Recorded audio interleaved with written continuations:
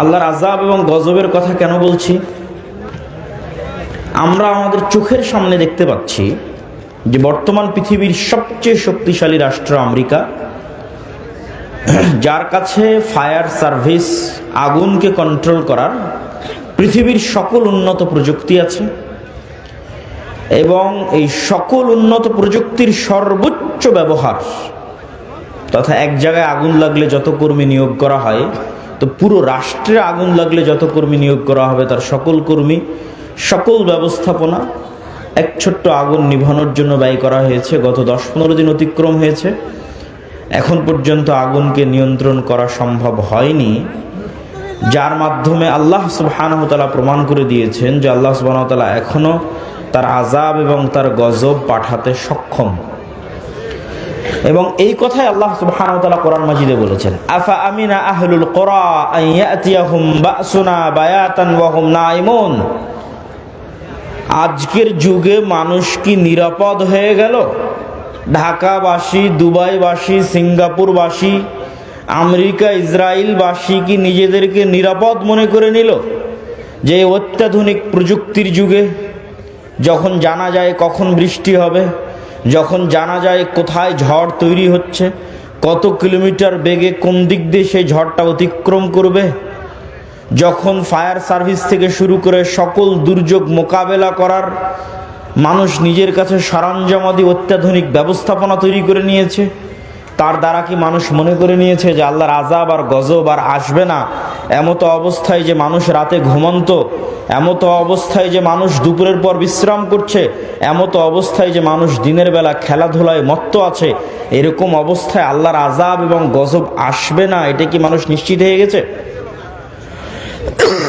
যদি মানুষ নিশ্চিত হয়ে গিয়ে থাকে, তাহলে আল্লাহ সুবহানাহু ওয়া তাআলা এবার নিদর্শন দিচ্ছে যে অতীতে আল্লাহ আমাদের চেয়ে শক্তিশালী জাতিদেরকে ধ্বংস করে দিয়েছে। অতীতে আল্লাহ নিজে বলছেন, আল্লাহ সুবহানাহু ওয়া তাআলা পবিত্র কোরআন মাজিদে বলেন, ওয়া কুল্লান আখাযনা বিযামবিহি।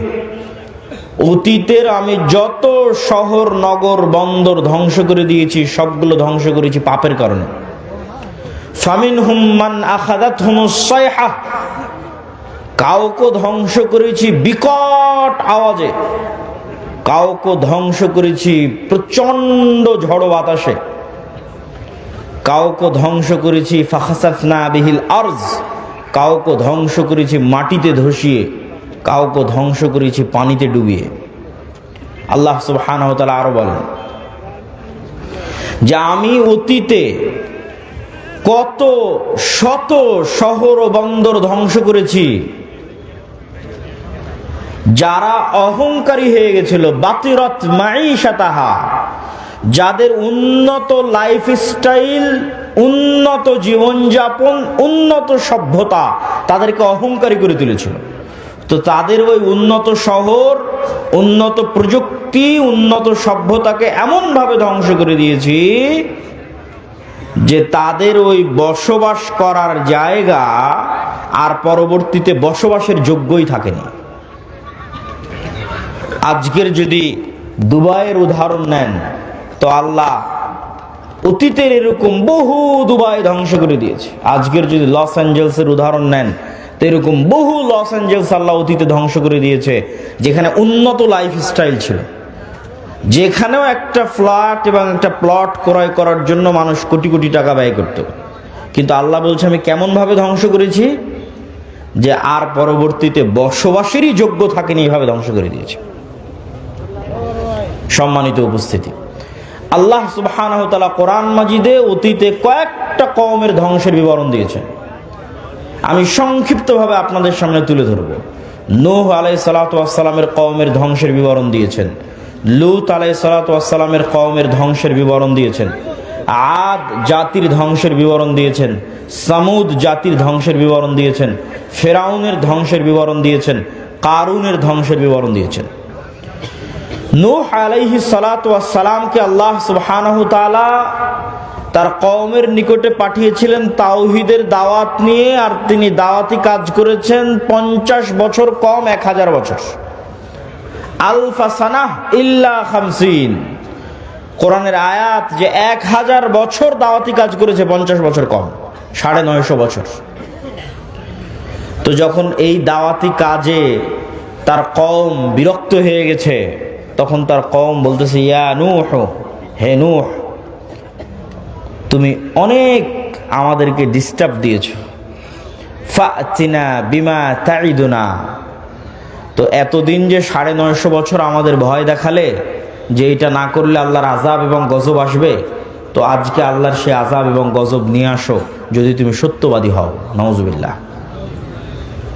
তারপরে যখন আল্লাহ সুবহানাহু ওয়া তাআলার আদেশ চলে আসলো, আফারাত্তান নূর, এবং নূহ আলাইহিস সালাতু ওয়াস সালামের বাড়ির চুলা থেকে পানি বের হওয়া শুরু হলো, তখন আল্লাহ নূহ আলাইহিস সালাতু ওয়াস সালামকে বললেন যে প্রত্যেক জাতি প্রজাতি থেকে এক জোড়া করে উঠিয়ে নিতে তার নৌকাতে। আর কাদেরকে উঠিয়ে নিতে? ওয়ামা আমানা, আর যারা ঈমান আনয়ন করেছে কিন্তু ঈমান আনয়ন করেনি তার সাথে, ওয়ামা আমানা মাআহু ইল্লা কালিল, তার সাথে ঈমান আনয়ন করেছে অতি অল্প সংখ্যক মানুষ। তখন নূহ আলাইহিস সালাতু ওয়াস সালাম তার সন্তানকে বললেন, ইয়া বুনাইয়া আরকাব মা'না ওয়ালা তাকুম মা'আল কাফিরিন, হে আমার বৎস, নৌকায় উঠে যাও, কাফেরদের সঙ্গী হয়েও না। তখন তার সন্তান উত্তরে বলছে, আমি পৃথিবীর সবচেয়ে উঁচু পাহাড়ে আশ্রয় নিব। ইয়াসিমুনি মিনাল মা, যে উঁচু পাহাড় তোমার আল্লাহর গজবের এই পানি থেকে আমাকে আশ্রয় দিবে। নূহ আলাইহিস সালাম বলছেন, লা আসিমাল ইয়াউম, আজকে আল্লাহর এই আযাব ও গজবের পানি থেকে কেউ আশ্রয় নিতে পারবে না। যদি হিমালয় পাহাড়ের চূড়ায় গিয়ে আশ্রয় নেয়, তো হিমালয় পাহাড়কেও আল্লাহ সুবহানাহু ওয়া তাআলা পানিতে ডুবিয়ে ছাড়বেন, এবং তাই ঘটিয়েছেন আল্লাহ সুবহানাহু ওয়া তাআলা। পানি বাড়তে বাড়তে এমন পর্যায়ে পানি পৌঁছে গেল যে নিচে শুধু পানি, উপরে আসমান, আর কিছু নাই, সব ধ্বংস হয়ে গেছে পৃথিবীতে। তখন আল্লাহ সুবহানাহু ওয়া তাআলা মাটিকে বলছেন, ইয়া আরযু বলঈ, হে মাটি পানি শুষে নাও, আর হে আসমান ক্ষান্ত হও। এবং ধীরে ধীরে পানি কমে গেল, এবং নূহ আলাইহিস সালাতু ওয়াস সালামের নৌকা জুদি নামক পাহাড়ে অবতরণ করল। তো নূহ আলাইহিস সালাতু ওয়াস সালামের কওমের ধ্বংসের বিবরণ তাওরাতে আছে, ইনজিলে আছে, কোরআনে আছে। তো নূহ আলাইহিস সালাতু ওয়াস সালামকে যে ভয়াবহ বন্যা দিয়ে আল্লাহ ধ্বংস করেছেন, আজকের লস অ্যাঞ্জেলসের আগুন তার তুলনায় কিছুই কিছুই কিছুই কিছুই না। তারপরে যদি আসে লূত আলাইহিস সালাতু ওয়াস সালামের কথা, লূত আলাইহিস সালাতু ওয়াস সালামের কওম পৃথিবীতে এমন নিকৃষ্ট গুনাহ করেছিল যা অতীতে পৃথিবীতে আর কেউ কোনোদিন করেনি। আর ওই ভয়ঙ্কর ভয়াবহ গুনাহ থেকে বাঁচানোর জন্য লূত আলাইহিস সালাতু ওয়াস সালাম তার কওমের মাঝে দাওয়াতি কাজ করতেন। তার কওমের উত্তর কি ছিল? তার কওমের উত্তর এটা ছিল যে তুমি যখন এতই পবিত্র, তা আমাদের সাথে থাকার দরকার নাই, আমরা সব অপবিত্র, তুমি পবিত্র, তুমি আমাদের এলাকা ছেড়ে চলে যাও। এবং যখন তারা লূত আলাইহিস সালাতু ওয়াস সালামকে এইভাবে তাকে উত্তর দিল, তখন আল্লাহ ফেরেশতা পাঠালেন। ফেরেশতা ইব্রাহিম আলাইহিস সালাম হয়ে লূত আলাইহিস সালাতু ওয়াস সালামের নিকটে গেল, সুন্দর সুদর্শন কিশোর এবং যুবকের আকৃতিতে। তখন ওই অঞ্চলের যারা মানুষ, নিকৃষ্ট পশুতুল্য মানুষ, তারা তখন তাদের লোলুপ দৃষ্টি এই ফেরেশতাদের দিকে দিল। লূত আলাইহিস সালাম তখনও জানতেন না তারা ফেরেশতা। তখন লূত আলাইহিস সালাতু ওয়াস সালাম ভয় পেয়ে গেলেন, আলাইসা মিনকুম রাজুলুর রাশিদ, তোমাদের মধ্যে কি একজনও পবিত্র মানুষ নাই? এবং তিনি আফসোস করে বললেন যে আমি আশ্রয় গ্রহণ করছি ইলা রুকনিন শাদীদ, তথা আল্লাহর নিকটে আশ্রয় প্রার্থনা করতেছেন, আল্লাহর আশ্রয় ছাড়া আমার বাঁচার জায়গা নাই। আজকে তোমরা আমার মেহমানদের সামনে আমার মেহমানকে তোমরা আজকে অপমান করবা। তখন এবার মেহমানেরা উত্তর দিয়ে বলছে, ইন্না রাসূলু রাব্বিক। লূত আলাইহিস সালাতু ওয়াস সালাম, ভয় পাওয়ার কিছু নাই, আমরা আল্লাহর পক্ষ থেকে পাঠানো ফেরেশতা, আপনি এক্ষুনি এই মুহূর্তে শহর ত্যাগ করেন। ওয়ালা ইয়ালতাফিত, পিছনে ফিরে তাকাবেন না। তাদের লাস্ট টার্গেট হচ্ছে মাউইদুহুমুস সুবহ, সকাল, সকালে ধ্বংস হয়ে যাবে। আলাইসা সুবহু কারীব, সকাল কি অতি নিকটে নয়? সকাল হওয়ার আগে শহর ত্যাগ করেন, পিছনে ফিরে তাকাবেন না, স্ত্রীকে সাথে নেবেন না। সেও তাদের অন্তর্ভুক্ত হবে, আযাবের অন্তর্ভুক্ত হবে। এবার আল্লাহ বলছে জাআলনা আলিয়াহা সাফিলাহা, ওই শহরকে আমি কি করলাম জানো? ওই শহরকে এইভাবে উল্টিয়ে দিলাম, তার উপর অংশ করে দিলাম নিচে, নিচের অংশ করে দিলাম উপরে। ওয়া আরসালনা আলাইহিম হিজারাতাম মিন সিজিল, আর তাদের উপর পাঠাতে থাকলাম আসমান থেকে আগুনের পাথর বৃষ্টি। আগুনের পাথর বৃষ্টি আসমান থেকে পাঠাতে থাকলাম, শহরকে উল্টিয়ে দিলাম। তো এই যে ভয়ঙ্কর ভয়াবহ গজব আল্লাহ নাজিল করলেন, তার তুলনায় এই লস এঞ্জেলসের আগুন কিছুই নয়। এবার 3, আদ জাতি। আর আমি আদ জাতির নিকটে পাঠিয়েছি আখাহুম হুদ, তাদের ভাই হুদকে। আমি আদ জাতির নিকটে পাঠিয়েছি হুদ আলাইহিস সালাতু ওয়াস সালামকে। আর এই প্রত্যেক নবীর দাওয়াত কমন ছিল, ইয়া কওমি ইবুদুল্লাহ, হে আমার কওম আল্লাহর ইবাদত করো, আল্লাহ ব্যতীত ইবাদতের যোগ্য কেউ নাই। তো আদ জাতি কি উত্তর দিল? আদ জাতিকেও হুদ আলাইহিস সালাতু ওয়াস সালাম বলেছিলেন আল্লাহর ইবাদত না করলে আল্লাহর গজব আসবে। তখন আদ জাতি উত্তরে বলেছিল মান আশাদ্দু মিন্না কুওয়া, হুদ তুমি আমাদেরকে আল্লাহর আযাবের গজবের ভয় দেখাও। তুমি বলো তো এই পৃথিবীতে আমাদের চেয়ে কেউ শক্তিশালী আছে? আমাদের চাইতে এই পৃথিবীতে কেউ কি শক্তিশালী আছে যে তুমি আমাদেরকে গজবের ভয় দেখাও, আযাবের ভয় দেখাও? তো মজাকের কথা যে আদ জাতির উপর গজব আসবে। যেমন আমাদের কাছে মজাক মনে হতে পারে আজকের পৃথিবীর সবচেয়ে শক্তিশালী রাষ্ট্র ইসরায়েল, সবচেয়ে শক্তিশালী রাষ্ট্র আমেরিকা, তাদের উপর আবার কি আসতে পারে আর তাদেরকে কে আবার ক্ষতিগ্রস্ত করতে পারে? ঠিক যেভাবে আদ জাতি বলেছিল মান আশাদ্দু মিন্না কুওয়া, তখন আল্লাহ বলেছিলেন আওয়ালাম ইয়ারাও, তারা কি জানে না আন্নাল্লাহাল্লাযী খালাকাহুম, যে তারা যতই শক্তিশালী হোক, যতই উন্নত সভ্যতার হোক, তার শক্তি বাড়তে বাড়তে বাড়তে বাড়তে পৃথিবীর মানুষের শক্তি সভ্যতার যদি শেষ সীমায় পৌঁছে যায়, তবুও লাস্ট রেজাল্ট হচ্ছে আল্লাহ তাদের সৃষ্টিকর্তা আর ওরা সৃষ্টিজীব। তো শক্তি কার বেশি হবে? আল্লাহ, সৃষ্টিকর্তার বেশি হবে। এটাই যুক্তির কথা, এটাই লজিকের কথা। তো আমেরিকা ইসরায়েলের শক্তি যতই বেশি হোক, আল্লাহ সুবহানাহু ওয়া তাআলা আমেরিকা এবং ইসরায়েলের যদি সৃষ্টিকর্তা হন, তাহলে দিন শেষে শক্তি কার বেশি? আল্লাহর বেশি। তখন আদ জাতিকে আল্লাহ সুবহানাহু ওয়া তাআলা ধ্বংস করলেন বিরিহিন সরসরিন আতিয়া, প্রচণ্ড ঝড়ো বাতাস এবং প্রচণ্ড ঠান্ডা, প্রচণ্ড ঝড়ো বাতাস এবং প্রচণ্ড ঠান্ডা। আর এই প্রচণ্ড ঝড়ো বাতাস আর প্রচণ্ড ঠান্ডা বাতাস চলল 1 সপ্তাহ ব্যাপী।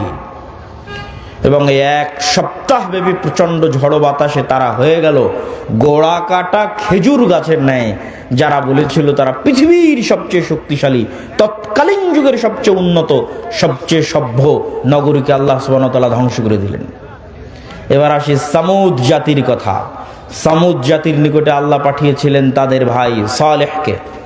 সালেহ আলাইহিস সালাতু ওয়াস সালাম একই কথা তার কওমকে বললেন, আর তার কওমকে আল্লাহর নিদর্শন হিসেবে পেশ করলেন নাকাতুল্লাহ, আল্লাহর উটনি। এই আল্লাহর উটনি আল্লাহর জমিনে চলবে, তোমরা একে ক্ষতি করার চেষ্টা করিও না, ক্ষতি করলে আল্লাহর গজব আসবে। ওয়ালাহা শিরবুম মালুম, 6 দিন তোমাদের জন্য কুয়ায় পানি পানের, একদিন আল্লাহর উটনির জন্য। যেই দিন আল্লাহর উটনি পানি পান করবে, সেই দিন উটনি থেকে এই পরিমাণ দুধ হতো যে সমগ্র সামুদ জাতি সেই দুধ দহন করে নিয়ে খেয়ে বাড়িতে নিয়ে শেষ করতে পারতো না। আল্লাহু আকবার। কিন্তু এই নিয়ামত তাদের সহ্য হয়নি, তারা অহংকারী। অহংকারী হয়ে সালেহ আলাইহিস সালাতু ওয়াস সালামকে বলছে ফাকারুহা, কেটে নিয়ে, উটনির পা কেটে নিয়ে সালেহ আলাইহিস সালাতু ওয়াস সালামকে বলছে ফাতিনা বিমা তাইদুনা, আযাবের ভয় দেখাতে এই যে তোমার আল্লাহর উটনির পা কেটে নিয়েছে, এবার আযাব নিয়ে আসো। কোথায় আযাব? আযাব নিয়ে আসো। ফাখাযাতহুমুস সাইহা, কোথাও এসেছে ফাখাযাতহুমুর রাজফা, বিকট আওয়াজ, এমন বিকট আওয়াজ, যে বিকট আওয়াজে তারা হয়ে গেল ওয়াহুম জাসিমিন। মুফাসসিরিনে কেরাম লিখছেন জাসিমিনের অর্থ যে যেখানে যে অবস্থায় ছিল সে অবস্থায় থেকে গেল। কেউ চা পান করছিল তো চা হাতে নিয়ে ওভাবেই থেকে গেল, বিকট আওয়াজের সাথে সাথে ওভাবেই মৃত্যু হয়ে গেছে, ওভাবে থেকেও গেছে। কেউ দৌড়াচ্ছিল, ও দৌড়ানো অবস্থায় থেকে গেছে। কেউ খাবার খাচ্ছিল, খাবার খাওয়া অবস্থায় থেকে গেছে। কেউ গোসল করছিল, গোসল অবস্থায় থেকে গেছে। ওয়াহুম জাসিমিন, এক বিকট আওয়াজে পৃথিবীর তৎকালীন পৃথিবীর সবচেয়ে শক্তিশালী সম্প্রদায় এক বিকট আওয়াজে ইনস্ট্যান্ট যে যেখানে যে অবস্থায় ছিল সেভাবে থেকে গেছে, দুনিয়া থেকে বিদায় নিয়ে নিয়েছে। এই ছিল সামুদ জাতির ঘটনা। সম্মানিত উপস্থিতি, নূহ আলাইহিস সালাতু ওয়াস সালাম, লূত আলাইহিস সালাতু ওয়াস সালাম, আদ জাতি, সামুদ জাতি, এই চারটে বড় বড় জাতিকে আল্লাহ সুবহানাহু ওয়া তাআলা চারটে ভিন্ন ভিন্ন ধরনের আযাব দিয়ে ধ্বংস করে দিয়েছেন। আর আল্লাহ আরো বলেছেন আফা আমিনা আহলুল কোরা, আজকের যুগের মানুষেরা কি নিজেকে নিরাপদ মনে করে নিয়েছে যে আল্লাহর আযাব ও গজব আসবে না?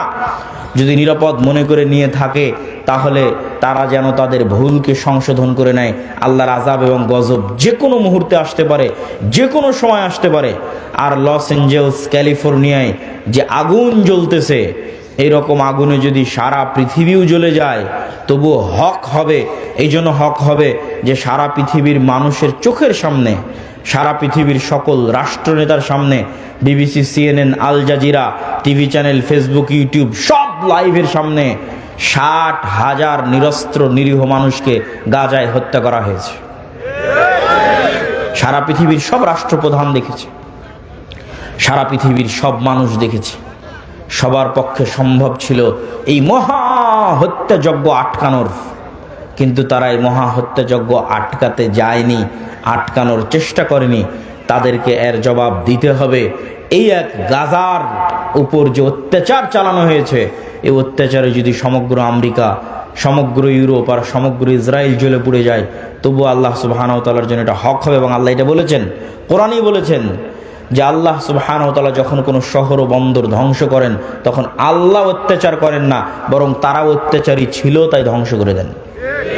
সম্মানিত উপস্থিতি, এইটি থেকে আমাদের শিক্ষা নিতে হবে, মুসলমানদের শিক্ষা নিতে হবে যে আমরা যে কোনো মুহূর্তে আল্লাহর আযাব এবং গজবের শিকার হতে পারি।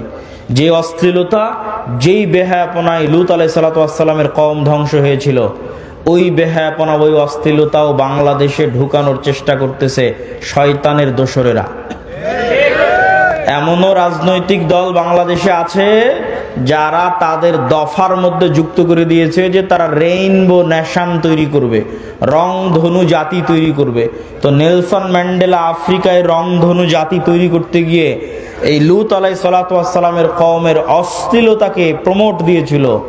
আজকের এই ধরনের রাজনৈতিক দলগুলো আবার পদ তৈরি করেছে, লিঙ্গ সমতা, লিঙ্গ ন্যায্যতা নামে একটা পদ তৈরি করেছে। নাউজুবিল্লাহি মিন যালিক।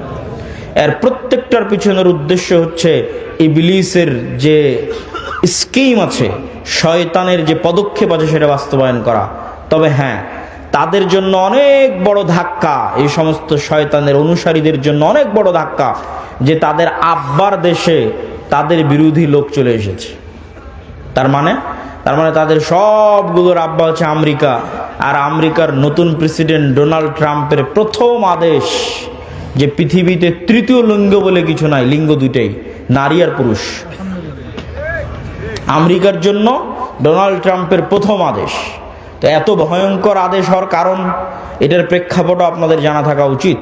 এই সমস্ত যে রাজনৈতিক দলগুলো আছে এদেরকে উত্তর দেওয়ার জন্য জানা থাকা উচিত।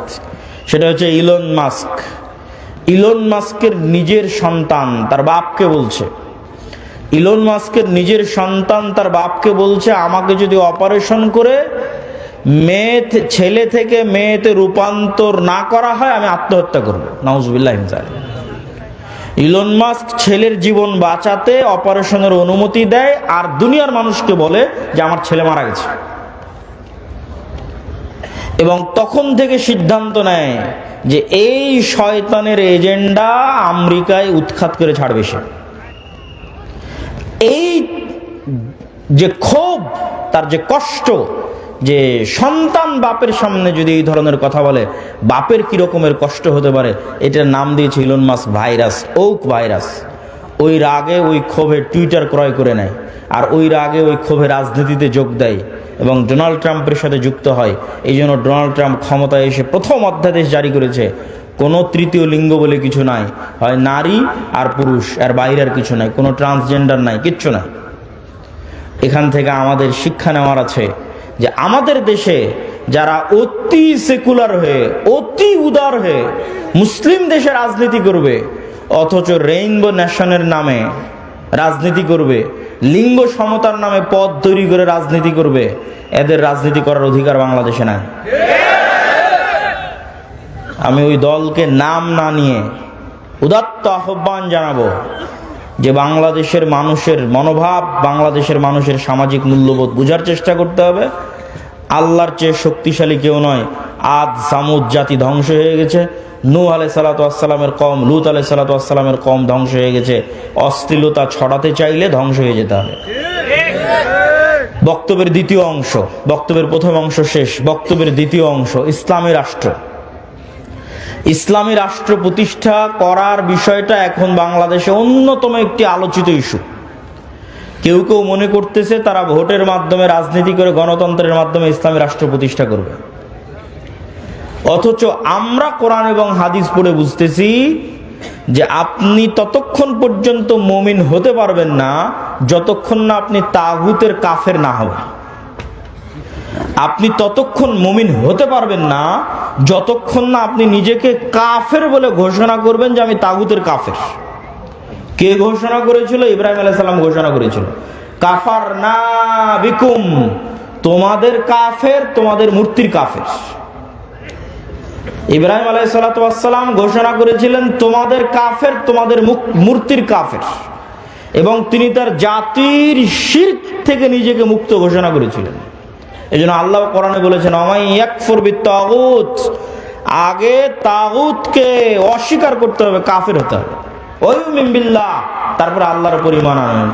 আপনি যদি বলেন যে আমি রাষ্ট্রে ইসলাম প্রতিষ্ঠা করতে চাই, তো রাষ্ট্রে ইসলাম প্রতিষ্ঠার সবচেয়ে বড় শত্রু যেগুলো, এগুলোর কাফের হতে হবে। তো রাষ্ট্রে ইসলাম প্রতিষ্ঠার সবচেয়ে বড় শত্রু হচ্ছে গণতন্ত্র, রাষ্ট্রে ইসলাম প্রতিষ্ঠার সবচেয়ে বড় শত্রু হচ্ছে সমাজতন্ত্র, রাষ্ট্রে ইসলাম প্রতিষ্ঠার সবচেয়ে বড় শত্রু হচ্ছে সেকুলারিজম, ধর্মনিরপেক্ষ মতবাদ।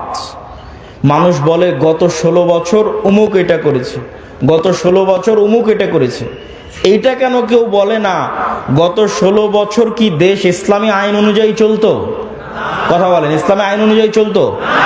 গত 16 বছর দেশ চলতো গণতান্ত্রিক নিয়ম অনুযায়ী, তাই নয় কি? গত 16 বছর দেশ চলতো ধর্মনিরপেক্ষ মতবাদ অনুযায়ী।